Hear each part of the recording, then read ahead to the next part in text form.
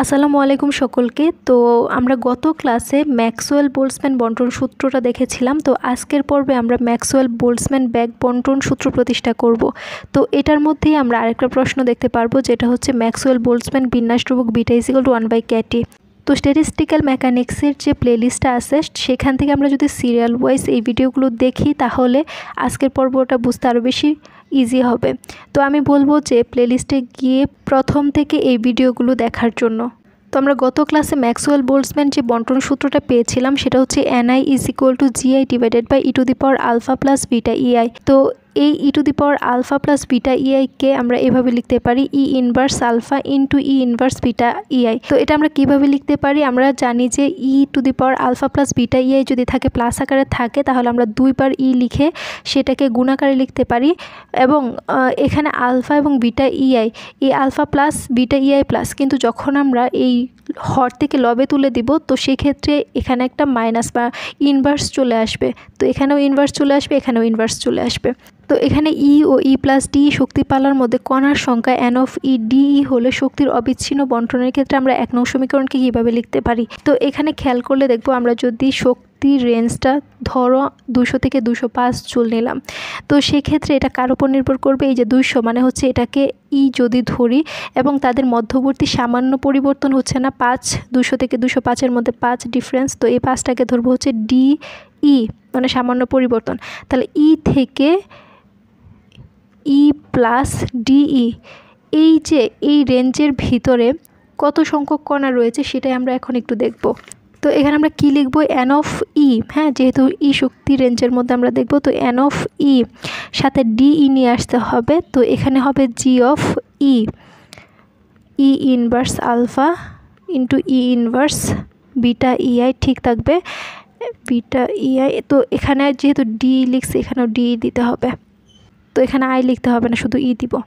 তো ই ও ই plus D শক্তি পাল্লার মধ্যে যে কণার সংখ্যাটা সেটা হচ্ছে এন অফ ই ডিই সমান হচ্ছে, এটার মাধ্যমে যদি লিখি তাহলে G of E, E inverse alpha, E inverse beta EI DE.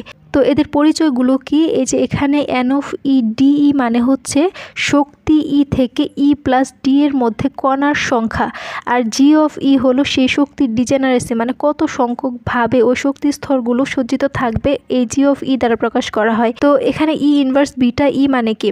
E inverse beta ই হলো সম্ভাবনার পতন, মানে হচ্ছে শক্তি যত বাড়বে কণার সংখ্যা তত কমতে থাকবে। খেয়াল করলে দেখবো যে এই যে ই এনার্জি যত বাড়াবো এই যে ই ইনভার্স থাকার কারণে ওইখানে কণার সংখ্যাটা কমতে থাকবে।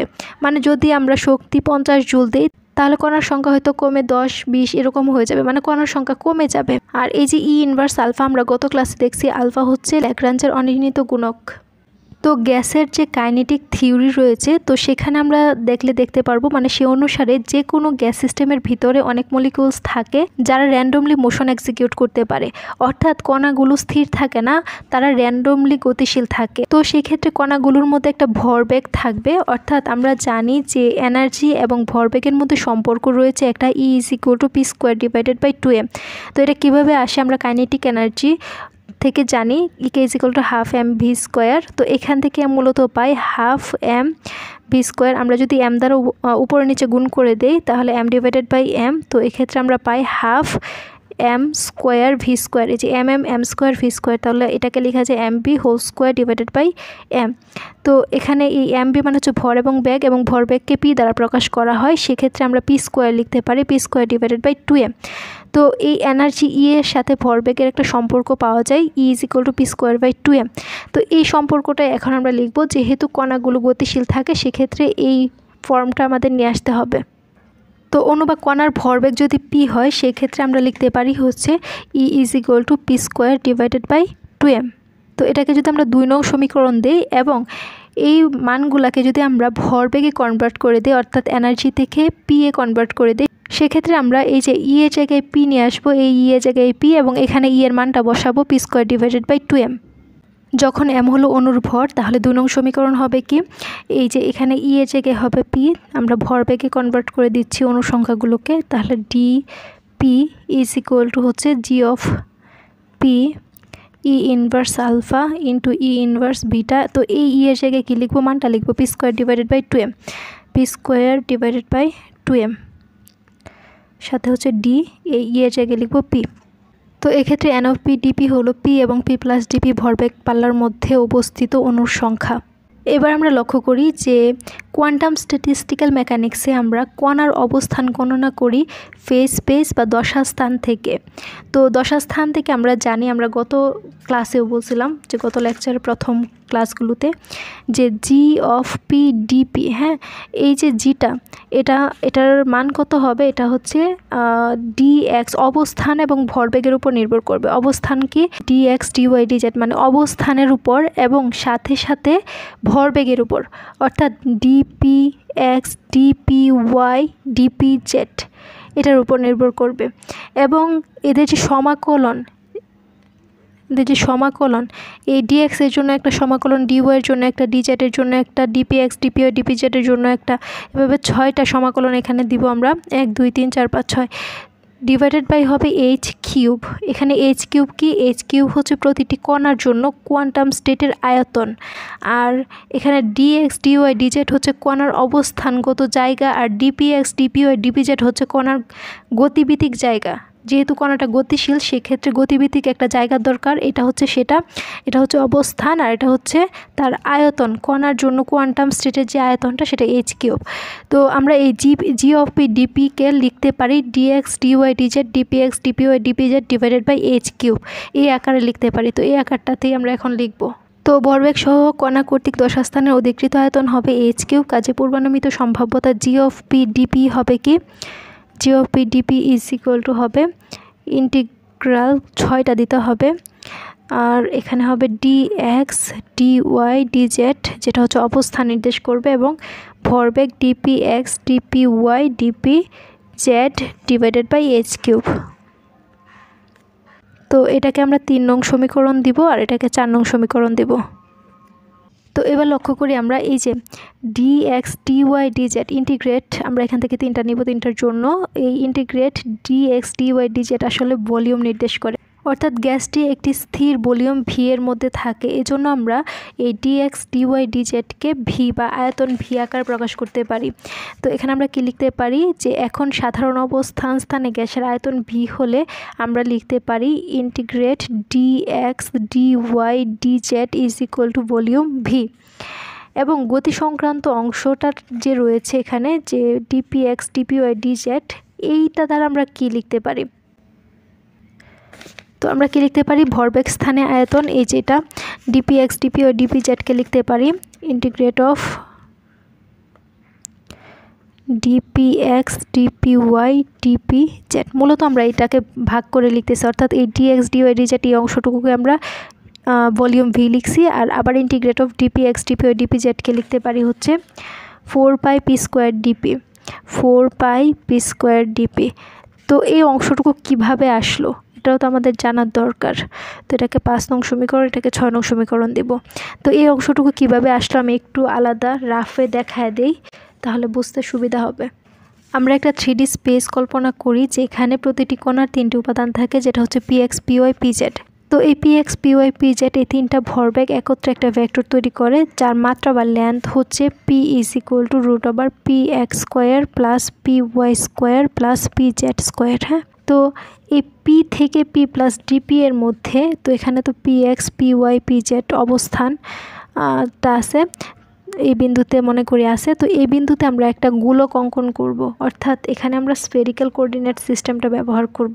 তো গোলক অঙ্কন করলে এখানে, তো এই গোলকের ক্ষেত্রে আমি আলাদা দেখাই, একটা এই অক্ষকে কেন্দ্র করে একটা গোলক যার ব্যাসার্ধ হচ্ছে পি।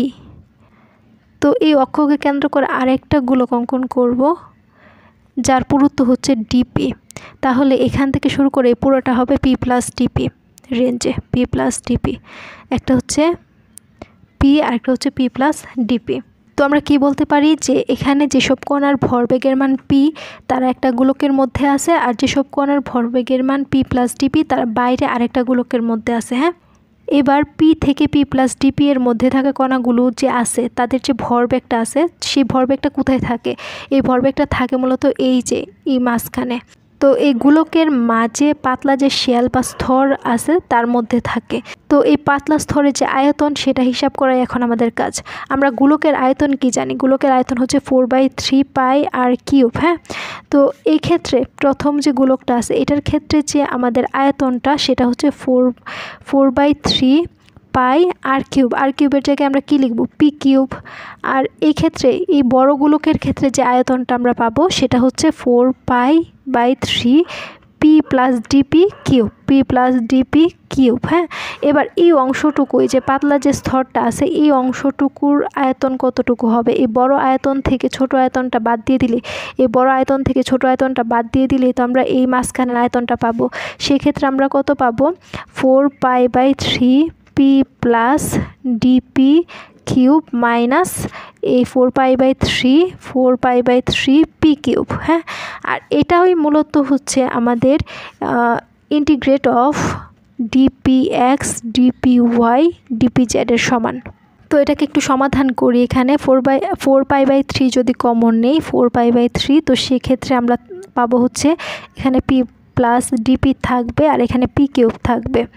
তো এখানে আমরা এ প্লাস বি হোল কিউবের যদি সূত্র অ্যাপ্লাই করি তাহলে আমরা পাবো হচ্ছে A cube plus 3a² B plus 3ab² প্লাস বি কিউব। হ্যাঁ, মানে এটাকে এ ধরলে এটাকে বি ধরলে এ কিউব প্লাস টি² বি প্লাস টি² প্লাস বি কিউব, আর সাথে কি আছে মাইনাস পি কিউব, তো মাইনাস পি কিউব। হ্যাঁ, তো এখানে আমরা পাবো হচ্ছে 4π/3 minus P cube plus P cube কাটা। তো এখানে ডিপিটা হচ্ছে অনেক ছোট একটা মান বা সংখ্যা, তো এই ডিপি² ডিপি কিউব তো আরও অনেক ছোট। তো সেক্ষেত্রে আমরা এই ডিপি² ডিপি কিউব এগুলোকে আমরা স্কিপ করতে পারি। তো সেক্ষেত্রে আমরা শুধুমাত্র ডিপি অংশটা নিব আর এগুলোকে বাদ দিয়ে দিব। তো এখানে থাকবে 3p² ডিপি, তো 3 কাটা যাবে 4πp² ডিপি। তাহলে আমরা আলটিমেটলি পেলাম হচ্ছে dp x DP Y DP z equal to হচ্ছে 4πp² ডিপি। তো এই রূপটা মূলত স্ফেরিক্যাল কোঅর্ডিনেট সিস্টেম থেকে আসে। তো এই যে এই মানটাই আমরা এখানে সরাসরি বসাবো। হ্যাঁ, এই যে এখানে বসালাম যে integrate of DP x DP Y DP z equal to 4πp² dp. এটা আর বের করে দেখাইতে হবে না, এখানে সরাসরি লিখে দিব। তো এবার আমাদের কাজ কি? 4 নং সমীকরণটা দেখা এবং এখানে integrate of DX DY DZ এর পরিবর্তে ভি লিখবো, আর integrate of DP x DP Y DP Z এর পরিবর্তে 4πp² ডিপি লিখবো, আর নিচে এইচ কিউব দিব, মানে মান বসাবো। তো G of P DP is equal to কী হবে? G of P DP is equal to হবে 4π, এক্সট্রা একটা ভি আসবে, p² DP divided by H cube. এই যে এটার পরিবর্তে ভি আর এটার পরিবর্তে হচ্ছে 4πp² dp divided by H cube. তো এটাকে আমরা 7 নং সমীকরণ দিব। এবার 3 নং সমীকরণটা খেয়াল করি। এই যে এখানে জি অফ পি ডিপি আছে না, 3 নং সমীকরণে যদি আমরা জি অফ পি ডিপি এর মান বসাই তাহলে আমরা এন অফ পি ডিপি এর মান পাই। তাহলে আমরা এখানে লিখি যে 3 নং সমীকরণে মান বসাই। 3 নং সমীকরণ দ্বারাই n of P DP is equal to g of P dp এর মান কত পাইছি? 4πb divided by H cube p², 4πv divided by H cube সাথে p²। তো এই ডিপিটা আমরা পরে লিখব। এখানে বাকি মানগুলো লিখে নেই। E inverse alpha E inverse beta p² divided by 2m। তো E inverse alpha E inverse beta p² divided by 2m, আর এই যে ডিপিটা এখানে লিখে দিব ডিপি। এটাকে আমরা 8 নং সমীকরণ দিব। তো এই 8 নং সমীকরণটাকে আমরা দশা স্থানের সম্পূর্ণ অঞ্চলের মধ্যে সমাকলন করব, তাহলে মোট n সংখ্যক কণার মান পাবো। তো যদি আমরা সমাকলন করি সেক্ষেত্রে এন অফ পি ডিপি থেকে আমরা সরাসরি n এর মানটা পাবো।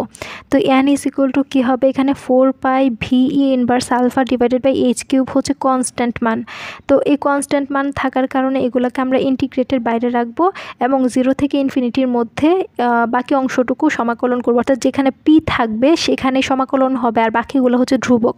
তাহলে ধ্রুবকগুলোকে আমরা বাইরে রাখি 4πv divided by H cube আর কে ই ইনভার্স আলফার মধ্যে কোনো পি নাই, তো ই ইনভার্স আলফা। তো সমাকলনটা কাকে করব? এই পি স্কোয়ার, আর এখানেও দেখো পি আছে, তো এটা আর এটা দুইটা সমাকলন হবে এবং ডিপিটা থাকবে সমাকলনের ভিতরে। কত রেঞ্জের মধ্যে? 0 থেকে ইনফিনিটি রেঞ্জের মধ্যে আমরা সমাকলন করব।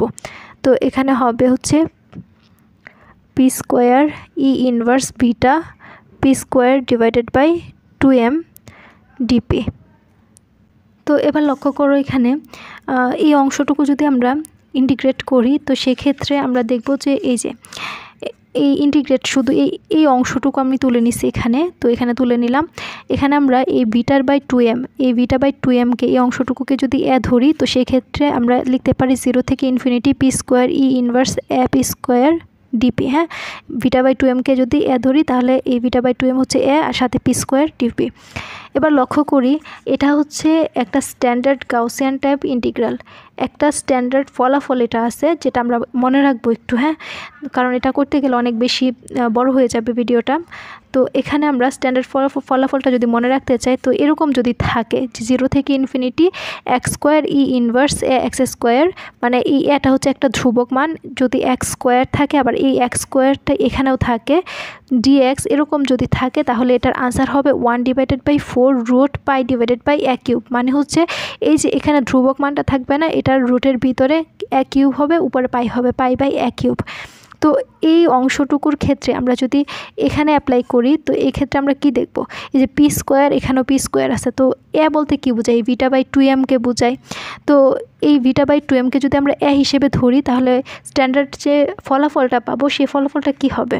ফলাফলটা হবে এরকম 1/4 root pi divided by A cube. A মানে কি? Beta by 2m, beta by 2m আর উপরে হচ্ছে কিউব। হ্যাঁ, এই যে এটা হবে এই ইন্টিগ্রেটের ফলাফল।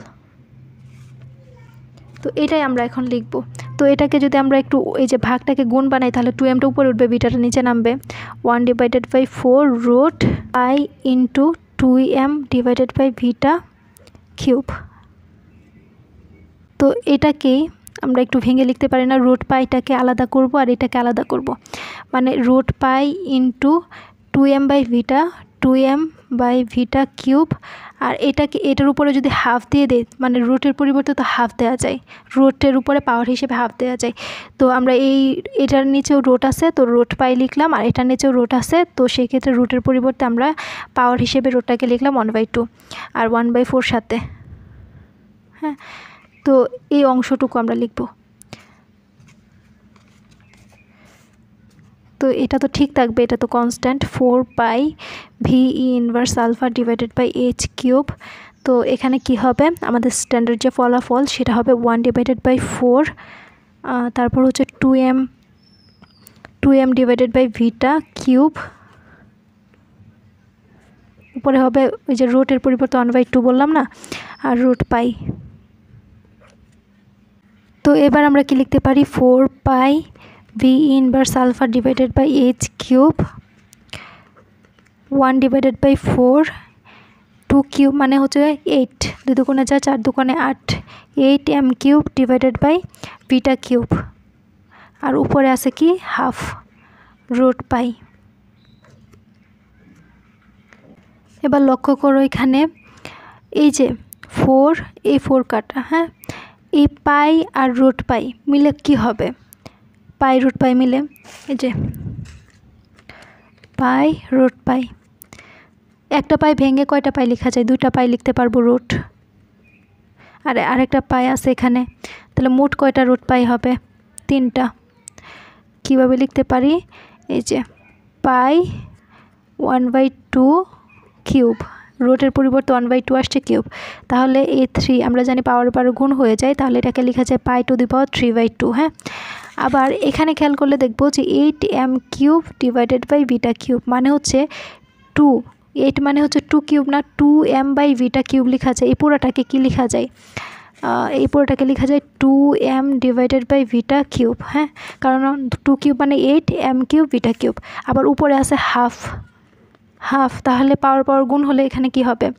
2m ডিভাইডেড বাই বিটা 3/2, এটাও পাই টু দি পাওয়ার 3/2, এটাও 2m by beta to the power 3/2। তাহলে আমরা এই পাইটাকে এটার ভিতরে লিখতে পারি না একসাথে, 2m pi divided by beta to the power 3/2। মানে হচ্ছে আমরা কি করব, এই পুরোটাকে মিক্সড করে একটা মান লিখব, আর এখানে থাকবে হচ্ছে beta E inverse alpha divided by H cube. আর এখানে এই পুরোটাকে পাই সহ পুরোটাকে কীভাবে লিখতে পারি, 2m পাই ডিভাইডেড বাই ভিটা 3/2। তো সুতরাং n ইজ ইকুয়াল টু আমরা পাইছি V inverse alpha divided by H cube 2m pi divided by beta to the power 3/2। এখান থেকে আমরা ই ইনভার্স আলফার মানটা বের করতে পারি। ই ইনভার্স আলফার মান বের করতে গেলে কি হবে, সুতরাং E inverse alpha is equal to, এটা যেখানে নিচে মানগুলো উপরে উঠে যাবে এবং উপরের মানগুলো নিচে নামবে, এটাই পরিবর্তন হবে। তাহলে NH কিউবটা কি হবে, উপরে থাকবে আর ভিটা নিচে থাকবে, NH cube divided by V. আর এখানে কি পরিবর্তন হবে, 2 পাই mটা নিচে চলে যাবে এবং ভিটাটা উপরে উঠে যাবে, এটুকুই পরিবর্তন হবে, ভিটা ডিভাইডেড বাই 2 পাই m 3/2। তাহলে ই ইনভার্স আলফার মানটা আমরা এখান থেকে পেয়ে গেলাম।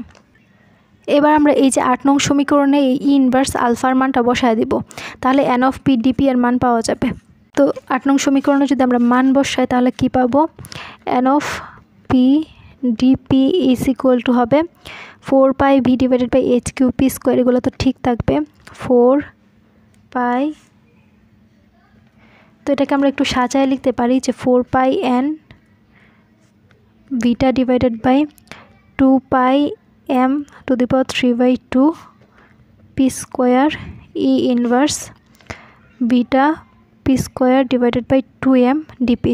তো এই মানটা আমরা কীভাবে লিখলাম, এটা একটু আমি এখানে দেখায় দিই রাফের মধ্যে, তাহলে বুঝতে বেশি সুবিধা হবে। তো এখানে খেয়াল করলে দেখব যে 4 pi V divided by H cube P square, আর ই ইনভার্স আলফার পরিবর্তে কি লিখবো, এই যে মানটা লিখবো, ই ইনভার্স আলফার মান হচ্ছে NH cube divided by V, NH cube divided by V, আর সাথে কি আছে beta by 2 pi m whole to the power 3/2, beta by 2 pi m whole to the power 3/2, এটা হচ্ছে ই ইনভার্স আলফার মান। তারপর আছে E inverse beta P square divided by 2m, আর সাথে আছে ডিপি। তো এখানে খেয়াল করলে দেখবো ভিবি কাটা যাবে, আবার এইচ কিউব কাটা যাবে, তাহলে এখানে কি থাকবে, 4 পাই n থাকবে। তো আমরা এখানে 4 পাই nটা লিখছিলাম প্রথমে, এই যে 4 পাই n, তারপর হচ্ছে ভিটা বাই 2 পাই m থাকবে, beta by 2m whole to the power 3/2, তারপর হচ্ছে এই যে এখানে পি স্কোয়ার, আমি পি কিউব দিয়ে দিছি, তাহলে পি স্কোয়ার দিতে হবে, তারপর এই যে পি স্কোয়ার, তারপর হচ্ছে E inverse beta P square by 2m DP. তো আশা করি আমরা বুঝতে পারছি এই অংশটুকু কীভাবে আসছে। তো এটাকে আমরা 9 নং সমীকরণ দিব। এবার লক্ষ্য করো আমরা যে কিছুক্ষণ আগে পড়ছিলাম যে ই ইজ ইকুয়াল টু কি, p square divided by 2m, এটা তো পড়লাম মাত্রই। তাহলে p square is equal to কি লেখা যায়, 2ma। এটাকে যদি আমরা ডিফারেন্সিয়েট করি তাহলে পাওয়ারটা সামনে চলে আসবে, তাহলে 2p ডিপি হবে। হ্যাঁ, আর এটাকে যেহেতু ডিফারেন্সিয়েট করছি, এটাকে পি এর সাপেক্ষে করতেছি, এটা ই এর সাপেক্ষে করবো, ই এর সাপেক্ষে করলে ই এর সাপেক্ষে ই কে করলে 1 হয়, তাহলে এখানে হবে 2m কনস্ট্যান্টটা থাকবে এবং ডিই।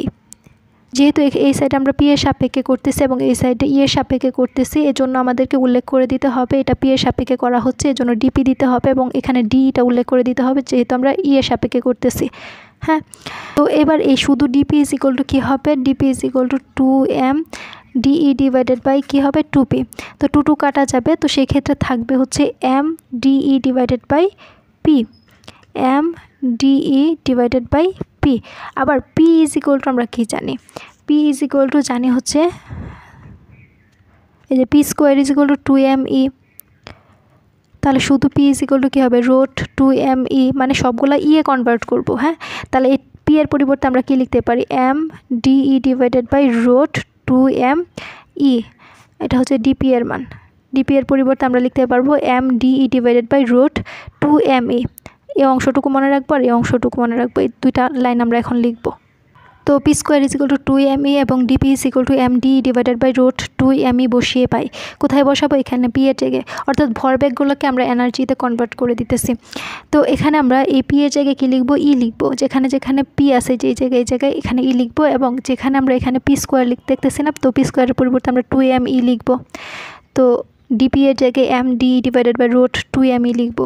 হ্যাঁ, তো এখানে আমরা পাবো n of E DE is equal to হচ্ছে 4 pi N beta divided by 2 pi M 3/2।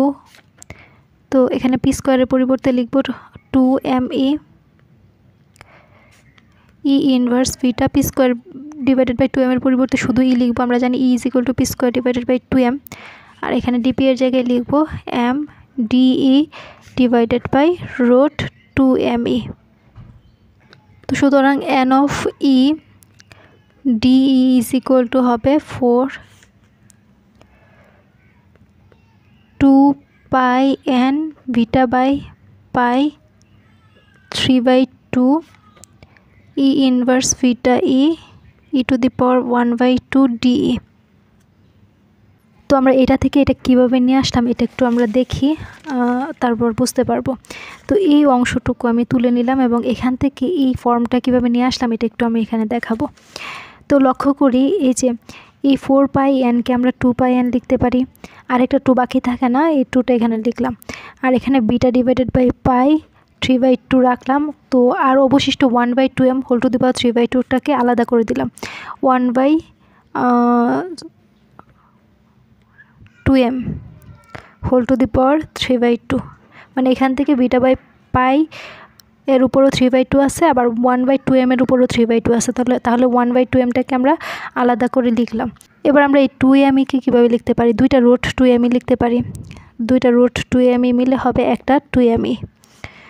হ্যাঁ, তো এখানে ই ইনভার্স বিটা ঠিক থাকবে, ই ইনভার্স বিটা ই। আর এখানে ই এমটাকে রাখবো m divided by root 2me, আর সাথে আছে ডি। হ্যাঁ, এবার একটু কাটাকাটি করি। এই রুট 2me এই রুট 2me কাটা যাবে। তো এখানে খেয়াল করলে দেখব যে 2 পাই এন ইন্টু 2।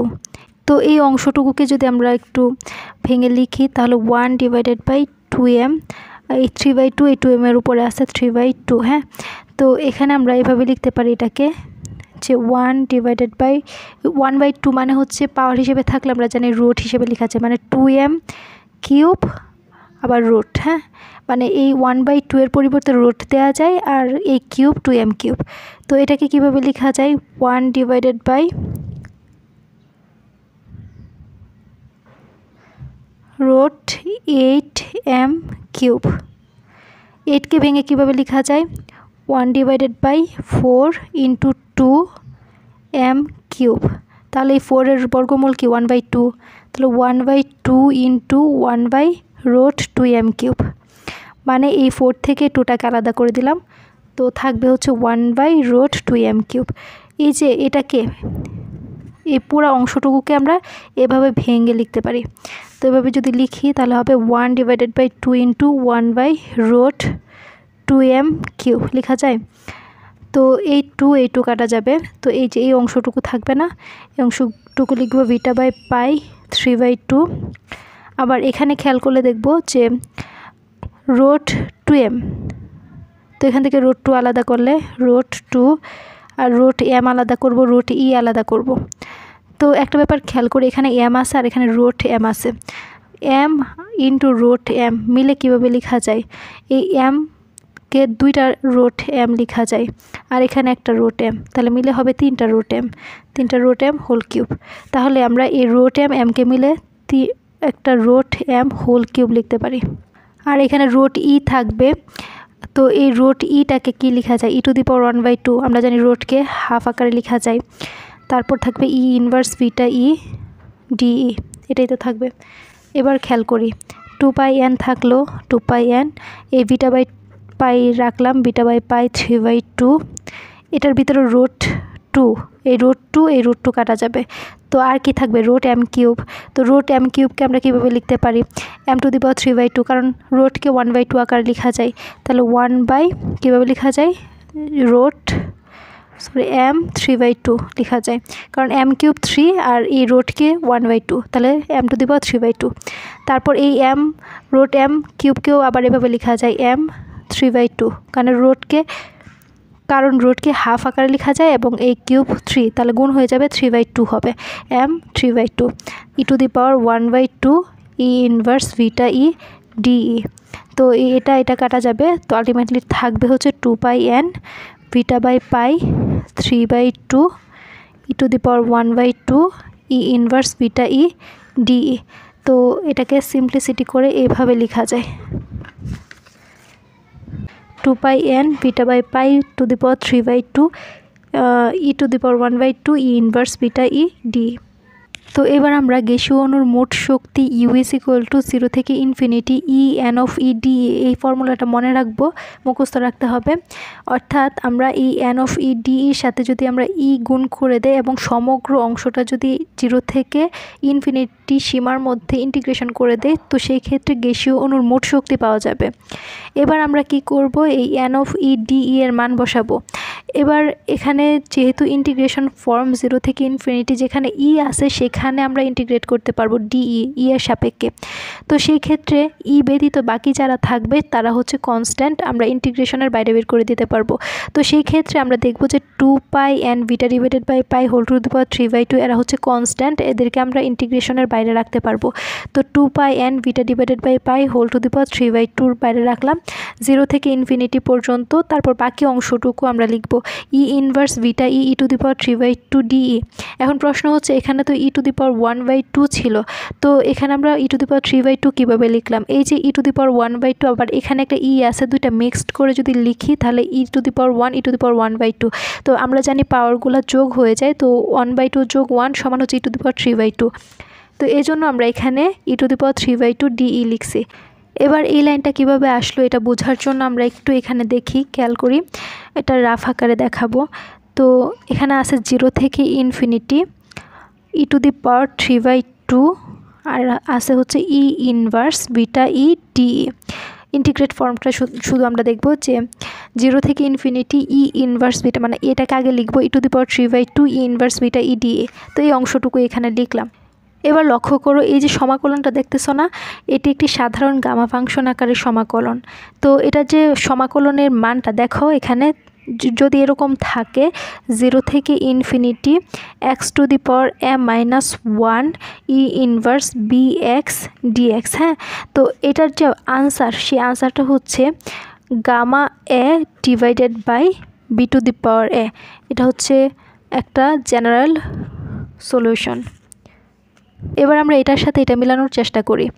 তো এখানে আমরা 0 থেকে ইনফিনিটি দিলাম, এই x মানে হচ্ছে ইটাকে x হিসেবে ধরতে হবে, তাহলে ই হচ্ছে x। হ্যাঁ, তাহলে ই ধরলাম। এবার এটা কি, এই যে এখানে 3/2 আছে না, তো আমরা 5/2কে যদি 1 দ্বারা বিয়োগ করে দেই, মানে এই 1টা ফিক্সড থাকতেই হবে। এটা তুমি যেমন চাই তা দেও, সমস্যা নাই, কিন্তু এই -1 থাকতেই হবে। তো আমরা 5/2 এর সাথে যদি -1 দেই, তো সেই ক্ষেত্রে আনসারটা কত আসে? 5 - 2 মানে হচ্ছে 3/2। তাহলে আমরা যদি এখানে 5/2 - 1 দেই, তাহলে তো এই মানটাই থাকতেছে 3/2। আমরা তো দিতেই পারি এই সূত্রের মতো বানানোর জন্য। তো 5/2 - 1 দিলাম। তারপর হচ্ছে ই ইনভার্স, এই যে এখানে বিটা ই ইনভার্স বিটা ই এক্স, এখানে এক্স ছিল, মানে এখানে যা থাকবে সেটা এখানে বসবে, সাথে হচ্ছে তুমি একটা কনস্ট্যান্ট যে কোনো একটা মান দিতে পারবা, কিন্তু এখানে যা থাকবে এখানে সেম মানটাই থাকবে। এখানে ই আছে, এখানেও আমরা ই দিলাম। এবার সাইডে যাই থাকুক, সাইডে আছে বিটা, তো বিটা দিয়ে দিলাম। তারপর হচ্ছে ডিএক্স, তো আমাদের তো এক্সের জায়গায় ই লিখছি, তাহলে ডিই। তো এই যে আমরা ফর্মুলার মতো বানায় ফেললাম। এবার আমরা আনসারটা লিখব। তাহলে এটার আনসার কি হবে? গামা এ। গামা এ বলতে কি বোঝায়? এ বলতে বোঝায় হচ্ছে -1-এর আগের মানটা। তো -1-এর আগের মানটা কত? 5/2, এই 5/2। তারপর হচ্ছে ভাগ b⁴ a। তো বিকে এক্সের আগে যে মানটা ছিল সেটাই বি মানে হচ্ছে বিটা, b⁴ a মানে কি 5/2। এই যে -1-এর আগে যে মানটা, -1-এর আগে হচ্ছে 5/2, তো 5/2। তাহলে আমরা এটার আনসার কত পেলাম?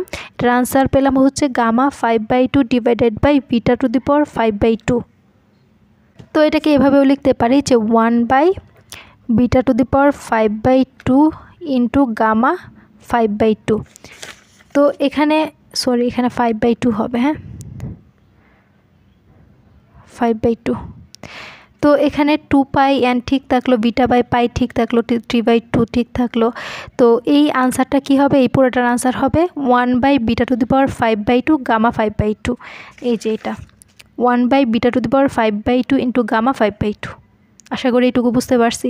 এবার আমরা গামাকে ভেঙে একটা সাধারণ মানে নিয়ে আসব। লক্ষ্য করো, এখানে আমরা কি করব, এই গামা 5/2 এর জন্য আমাদের দুইটা সূত্র মনে রাখতে হবে এবং একটা সূত্র আর একটা মান মনে রাখতে হবে। তো সেই সূত্রটা কি, যে আমরা সারা জীবন মনে রাখবো যে গামা x+1 সমান হচ্ছে x গামা x। হ্যাঁ, আর আরেকটা সূত্র মনে রাখবো, আরেকটা মান মনে রাখবো, যেটা হচ্ছে গামা 1/2 এর মান হচ্ছে √π। এই দুটা জিনিস মনে রাখবো। একটা হচ্ছে gamma x+1 = x gamma x, আর একটা হচ্ছে গামা ½ = √π। হ্যাঁ, এই মানটা মনে রাখার মাধ্যমে আমরা এই গামা 5/2 এর মানটা বের করে ফেলতে পারবো। তো কিভাবে বের করব, দেখো এখানে আমরা যদি লিখি যে গামা 3/2 + 1 লেখা যায়। আমরা যদি 3/2 + 1 করি, তো সেই ক্ষেত্রে দেখা যায় 2, 3 + 2 = 5/2। তাহলে এই 3/2 + 1 যে কথা, গামা 5/2 একই কথা। তাহলে আমরা গামা 5/2 না লিখে লিখলাম গামা 3/2 + 1, লেখাই যায়। তো এই দেখো এখানে +1 এর আগে যে মানটা থাকবে সেটাই x। তাহলে 1 এর আগে, +1 এর আগে যে মানটা থাকবে সেটাই x। তাহলে x গামা x, তাহলে x বলতে 3/2 গামা 3/2। এবার আমরা কি করব, এই যে 3/2কে ঠিক রাখবো। এখন গামা 3/2কে ভাঙবো। তো গামা 3/2কে ভাঙলে আমরা লিখতে পারি 1/2 + 1। তাহলে 2, 1 + 2 সমান হচ্ছে 3/2। এই 3/2কে আমরা 1/2 + 1 লিখতে পারি। তাহলে কি হবে, +1 এর আগেরটাই হচ্ছে x গামা x, তার মানে 1/2 গামা 1/2। তো এখানে 3/2 আর 2 গুণ করলে 4, আর গামা ½ এর মান হচ্ছে √π, এই √π। তাহলে আমরা আলটিমেটলি মানটা পেলাম 3√π/4। তো এটা কার মান পাইছি, এই গামা 5/2 এর মান, মানে 3/2 + 1 মানে তো 5/2। তো গামা 5/2 এর পরিবর্তে আমরা লিখতে পারবো হচ্ছে 3√π/4। তাহলে আমরা আমাদের আনসারের মধ্যে কি লিখতে পারি, এই যে এই আনসারটার মধ্যে লিখতে পারি, এটা তো ঠিক থাকবে 2πn β/π3/2, আর এখানে থাকবে 1/β/5/2, আর এখানে গামা 5/2 এর পরিবর্তে আমরা লিখতে পারবো হচ্ছে 3√π/4। এবার এটাকে একটু সমাধান করে আনসারটা নিয়ে আসতে পারবো। তো এই সমাধানটা আমি একটু রাফের মধ্যে দেখাই, তারপর সরাসরি আনসারটা এখানে লিখে দিব। তো এই মানটা আমরা একটু রাফের মধ্যে লিখে নিব। তো এখানে লক্ষ্য করো, এই যে আমরা এই অংশটুকু লিখে নিলাম 2πn β/3/2, পায়ের উপরও 3/2 আছে, তো পায়ের উপরও 3/2 দিয়ে দিব। আবার এখানে আছে 1/β/5/2 ইন্টু 3/4 √π। হ্যাঁ, তো এখানে 2πn ঠিক রাখবো। পাইটাকে, এখানে পাই আছে কত, একটা, আর এখানে √π। পাই আর √π মিলে কি হয়, পাই আর √π মিলে হচ্ছে, একটা পাইকে ভাঙলে দুইটা √π লেখা যায়। তো দুইটা √π, একটা √π, তাহলে মিলে হবে √π³। হ্যাঁ, তাহলে এই পাই এবং এই √π মিলে হবে √π³। তো এই √π³ আবার কি লেখা যায়, এই রুটকে 1/2 লেখা যায়। তাহলে পাই 1/2 আর এর উপরে আছে কিউব, তাহলে এখানে লেখা যায় π⁵/2। হ্যাঁ, তাহলে এই পাই এবং এই √π মিলে লেখা যায় শুধু π⁵/2, আর নিচে π⁵/2 আছে। তাহলে এটা কাটা যাবে, তাহলে পাই শেষ। তো এখানে 2n থাকলো। এবার বিটার ক্ষেত্রে যাই, β⁵/2 আর নিচে আছে β⁵5/2। তাহলে কি হবে, উপরে নিচে ভাগাকারে আছে, বিয়োগ হয়ে যাবে পাওয়ারগুলা। তাহলে 3/2 - 5/2। তো 3/2 - 5/2 সমান কত, 3 - 5। তাহলে 3 - 5 মানে হচ্ছে -2/2 মানে -1। তো এটাকে মাইনাস করলে পাওয়া যাবে β−1। আর কি থাকে এখানে, আর থাকে হচ্ছে 3/4। তো এখানে 3/4। তো এই 2 কাটাকাটি করলে হবে 3/2 সাথে n, তাহলে 3n/2। আর β−1 মানে হচ্ছে 1/β। তাহলে আলটিমেটলি পাই হচ্ছে 3/2 ইন্টু n/vটা। তাহলে আমরা সরাসরি আনসারটা এখানে লিখে দেই 3/2 n/vটা। এটা কার মান পাইছি? গ্যাসীয় অণুর মোট শক্তির মান। গ্যাসীয় অণুর মোট শক্তির মান হচ্ছে 3/2 n/vটা। আবার আমরা জানি যে গতিতত্ত্ব অনুসারে টি পরম তাপমাত্রায় n সংখ্যক আদর্শ গ্যাস অণুর মোট শক্তি হচ্ছে U = 3/2 n/kT। তো এখানেও আমরা একটা মোট শক্তি পাইছি 3/2 n/vটা। আবার এখানেও একটা মোট শক্তি সূত্র জানি U = 3/2 n/kT। তাহলে শর্ত মতে আমরা কি লিখতে পারি? 3/2 n/kT সমান হচ্ছে 3n/2vটা। তো এখানে আমরা লিখতে পারি যে 3n/2vটা = হচ্ছে 3n/kT/2। তো উভয় পক্ষ থেকে 2 কাটা যাবে, 3 কাটা যাবে, তাহলে থাকবে হচ্ছে n/vটা n/kT। তো শুধু ভিটা কি হবে? ভিটা হবে n/n/kT। তো n কাটা যাবে, তো শুধু ভিটা হবে 1/kT। তো আমাদের একটা আনসার আমাদের প্রশ্নটার মধ্যে কি ছিল? একটা প্রশ্নের মধ্যে ছিল হচ্ছে দেখাও যে ম্যাক্সওয়েল বোল্টজম্যান বিন্যাস ধ্রুবক ভিটা = 1/kT। তাহলে এটার আনসার আমরা পাইছি। এবার আমরা ম্যাক্সওয়েল বোল্টজম্যান ব্যাক বন্টন সূত্র, শক্তি বন্টন সূত্র এগুলার ফর্মুলাটা নিয়ে আসবো। তো এবার এই ভিটার মানটা আমরা 9 নং সমীকরণে বসাবো। 9 নং সমীকরণটা ছিল n of p dp = 4 n vita / 2 m⁻³ তো ভিটার মান কত পাইছি? 1/kT। তো এই ভিটার মানটা শুধু বসায় দিব। তো ভিটার মান বসালে আমরা পাই হচ্ছে, তো n of p dp = 4 n 1/2 m⁻kT (3/2 E inverse p² / 2m kT p² dp। তো এই অংশটুকু কিভাবে লিখলাম এটা একটু দেখব এখন। তো লক্ষ্য করে আমরা একটা লাইন স্কিপ করছি, এটা হচ্ছে আমাদের সেই 9 নং সমীকরণ। হ্যাঁ, এই 9 নং সমীকরণের মধ্যে কি বসাইছি? ভিটার মান। ভিটার মান হচ্ছে 1/kT। তো ভিটার পরিবর্তে 1/kT বসাইছি, ভিটার পরিবর্তে 1/kT বসাইছি। তারপর কি করছি? এই ভাগটাকে গুণ বানাইছি, তার মানে এই 2πm এর নিচে 1 ছিল মনে মনে উপরে উঠে গেছে। তো সেক্ষেত্রে আমরা লিখতে পারি 2πmkT।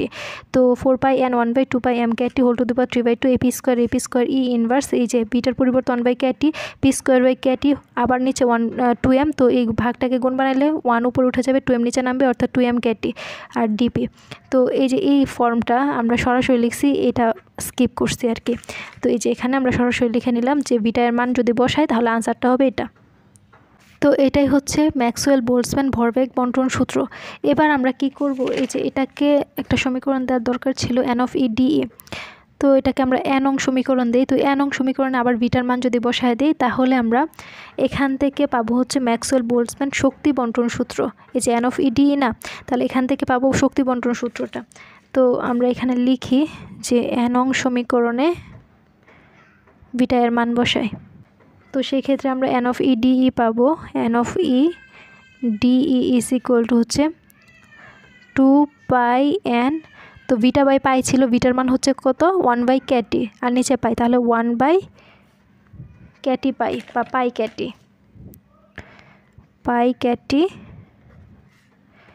উপরে ছিল পাওয়ার 3/2 E ইনভার্স E/kT, মানে ভিটার মান 1/kT। তো ই এর সাথে ভিটা ছিল, তো ভিটা ই তো লিখলাম, ভিটার পরিবর্তে 1/kT লিখলাম। তারপর হচ্ছে e⁻1/2 dE। তো এই যে এখানে n নং সমীকরণে ভিটার পরিবর্তে 1/kT লিখছি, ভাগ পাই, তো ওই ভাগটাকে গুণ বানালে আবার পাই নিচে নামবে। তো সেক্ষেত্রে আমরা পাবো 1/πkT। আবার এখানে আমরা ভিটার পরিবর্তে 1/kT লিখছি, তাহলে E/kT হলো। তো e⁻½ dE এই অংশটুকু লিখলাম এখানে। তো এটা কি? এটা হচ্ছে ম্যাক্সওয়েল বোল্টজম্যান শক্তি বন্টন সূত্র। তো এটা হলো ম্যাক্সওয়েল বোল্টজম্যান শক্তি বন্টন সূত্র। এটাকে আমরা 12 নং সমীকরণ দিব।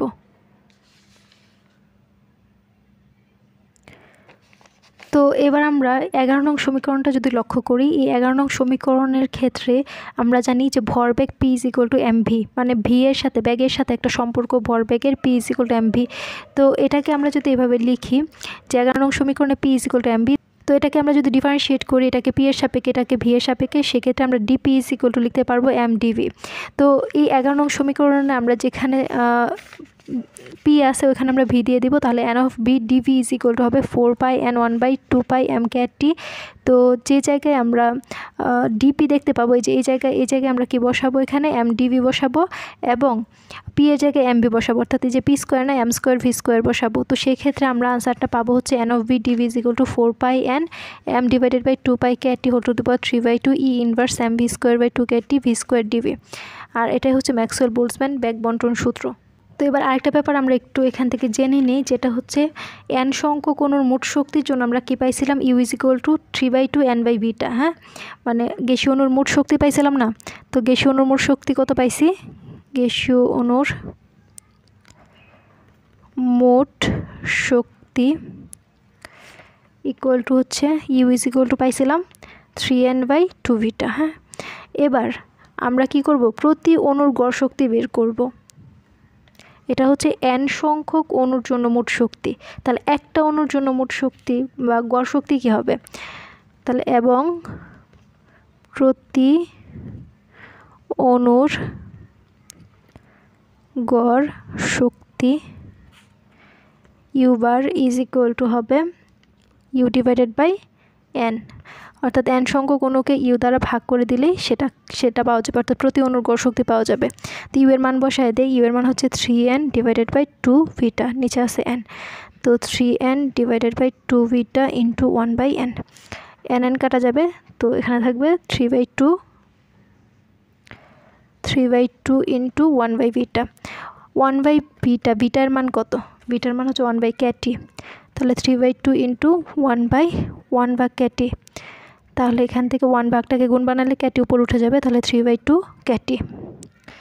তো এটা কার মান, ইউবারের মান।